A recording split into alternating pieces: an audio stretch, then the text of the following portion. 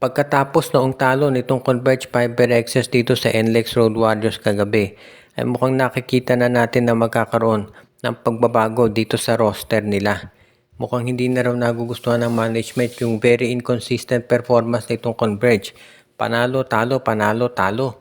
At it very winnable daw yung game nila kontra dito sa NLEX. At ang problema nga lang, medyo kinapos talaga sila. Kaya sa ngayon, itong Converge Fiber Access daw ay open na i-trade ang kahit sinong player nila, pwera lamang itong kanilang 5 starters.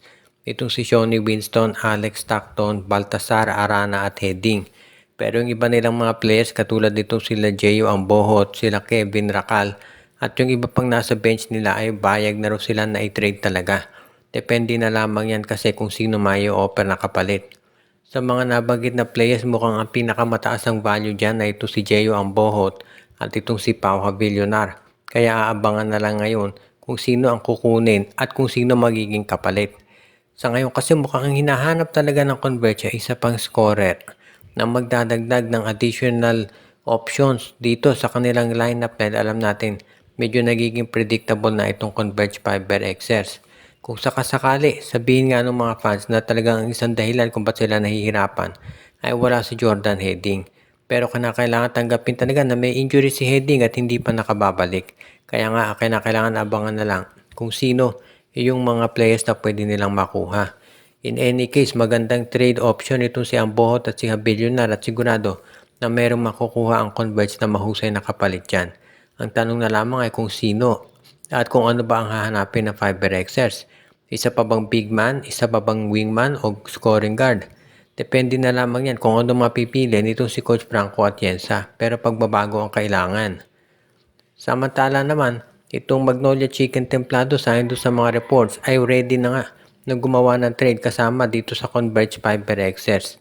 Ang kinakailangan na lamang daw ayon dito sa mga reports ay kung magkasundo sila dito sa magiging offer. Sa ngayon kasi, itong Magnolia daw willing pa rin i-offer itong si Calvin Abueva dito sa Magnolia, dito sa Converge Fiber Xers, pero ang kinakailangan daw ay maging maganda naman yung kapalit. Ang initial offering daw ay Jeyo Ambohot for Calvin Abueva, pero depende na lamang yan kung magkakasundo talaga sila. Pero sa ngayon, mukhang iyan daw ang balita. Jeyo Ambohot for Calvin Abueva o kaya naman pakaisama pa ng Magnolia itong si Joseph Periobu. O kaya po pwede rin daw na baka ang i-trade ng Magnolia ito si Jerica Hanmisi. Pero kung si Hanmisi i-trade ng Magnolia, medyo mabigat yan dahil ito isang batang player na mahusay. Kaya baka malamang kung yan ang i-trade ng Magnolia, kinakailangan may additional pang kapalit na ibigay itong Converge Fiber Xers. Kaya ang importante dito kung ikaw ang Magnolia ay nakikipag-usap na sila dito sa Converge Fiber Xers para masiguro na matutuloy yung kanilang mga binabalak na trade.